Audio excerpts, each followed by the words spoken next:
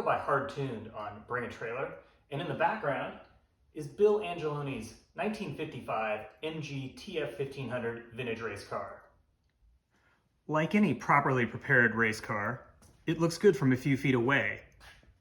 Race cars tend to have the right stance, the perfect wheel and tire combo, and also when examined closely, they may show signs of being driven to their full potential. Bill has two TFs, a street car and the race car, and he's decided to let the race car go. So let's take a closer look. The MGTF was the final chapter in MG's post-war T-Series, a car with, at the time, semi-modern underpinnings and a traditional British sports car body. Some 3,400 MGTF 1500s put MG's new larger displacement XPEG engine into the last of the ash-framed midget bodies.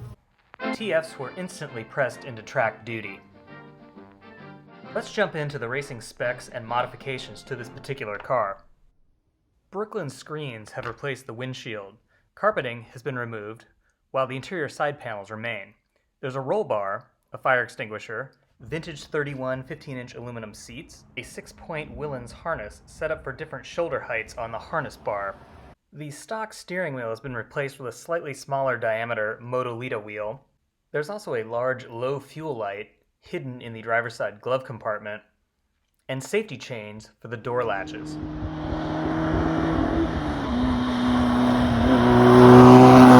Moving on to the engine, it's the original numbers matching block to the car.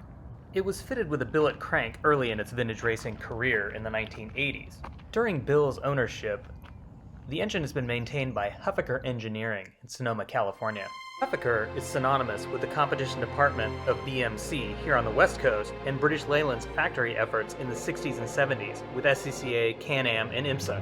The engine was most recently rebuilt by Huffaker Engineering in 2018 with new Carrillo rods, new main and rod bearings, a mild racing camshaft and valve train from Abington Performance Limited, and a Huffaker-designed baffling and windage tray system in the oil sump. Along with the rebuild in 2018, they added a cleverly placed AccuSump in the stock toolkit location. Huffaker's dyno measured 112 horsepower at 6,300 RPM. The engine has only run 3 events since the rebuild. The intake exhaust manifold is a period Darrington unit. A Peter Edney Lighten flywheel, racing clutch, and throw-out bearing puts the power to the transmission, which was upgraded in 2019 from the stock's 4-speed unit to a Ford Sierra Type 9 5-speed dog engagement gearbox with an alloy main case. The rear end is an MGA unit with a limited slip differential and a 488 rear ratio, which is similar to the stock TF. Brakes are Alphin drums, and there are 2 sets of 60-spoke Dayton wire wheels. One is center-laced on the car now, and the other is rim-laced. Both sets are wrapped in Dunlop CR65 bias ply racing tires. As you'd expect, underneath the car is quite tidy. Suspension improvements include a 3/4-inch sway bar up front, 550-pound front coil springs, and a clever Panhard rod setup in the rear. Let's look at the body under the microscope. Most of the paintwork on the car probably dates back to before the car started vintage racing in 1982. Only the left front fender and both rear fenders have been repainted during Bill's time with the car. There's some cracking and a reverse dent at the left front edge of the articulating bonnet.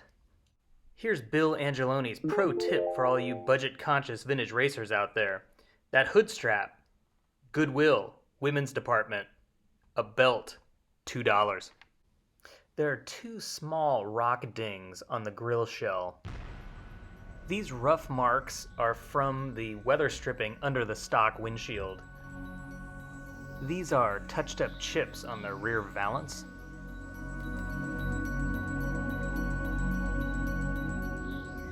And there are unavoidable marks from where the rear tire rests against the rear valance. The left running board has a lot of chips from seatbelt droppage, and the right side shows stress cracks from age. The leading edge of the rear fenders show a little chipping. Here's some age cracking at the top of the right front fender. Up front, there are a number of rock chips that have been retouched up, more so on the left front fender than the right.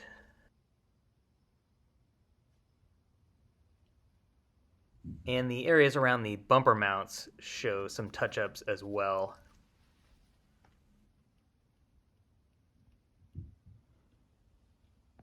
I would classify the chrome on the car as excellent. Nearly all of it was replated in 2009, barring the bumper overriders.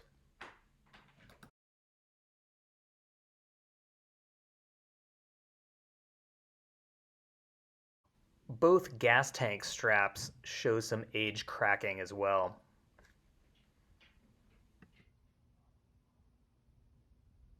The wood floorboards are original and in good condition. The wood at the back of the body has been replaced. The gauges are in excellent condition. They were rebuilt by Palo Alto Speedometer in 2009. You'll notice the speedometer is currently not hooked up to the new Quaife transmission. The odometer mileage shows 42,000, and in 2009, when they were rebuilt, it showed 40,000. So it's plausible to say the Speedo could have been connected to the stock transmission until the switch in 2019. The fuel gauge is always 100% accurate.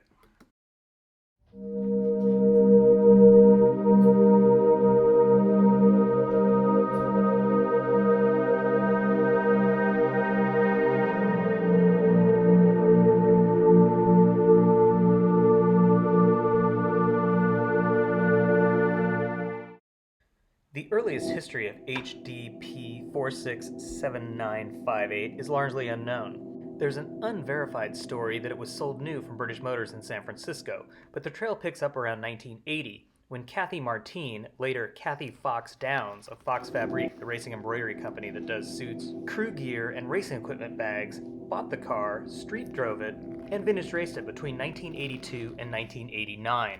The TF made at least 5 appearances in the Monterey Historics during this period, first in 1982, then 85, 86, 87, and 88.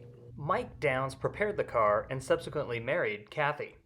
Mike, an SCCA national champion winner with Group 44's Triumph efforts, also ran the car once in 1985.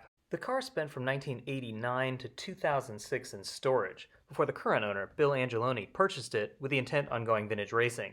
He started running it in 2008 and ran 11 events over the next 4 years. A medical event forced him to retire from competition driving, but he continued to campaign and prep the car with Joe Huffaker Jr., the 10-time SCCA national champion, driving the car from 2012 until 2017, and Ed Lamantia, the general manager of Huffaker Engineering, behind the wheel from 2018 until 2020. The TF ran in the Rolex Monterey Motorsports Reunion in 2017 and 2018. Here's a list of events in which the car has competed.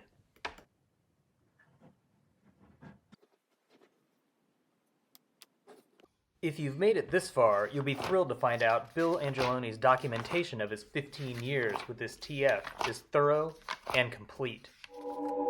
There's a complete binder of all the results sheets from 2008 forward. His record and receipt keeping is meticulous, as are his notes on the car. Also check the auction gallery for photos of the spares accompanying the car. Stock seats, radiator, stock transmission, factory toolkit, an AMB transponder for timing, and the list goes on.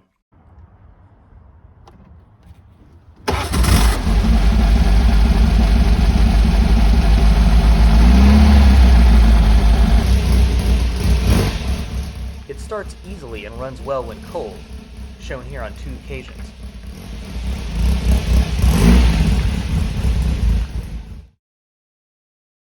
It would be hard to find a better prepared TF1500 that's both capable of road racing and covering mileage on the street. The handling is very well sorted, the steering is super precise, and the balance is neutral.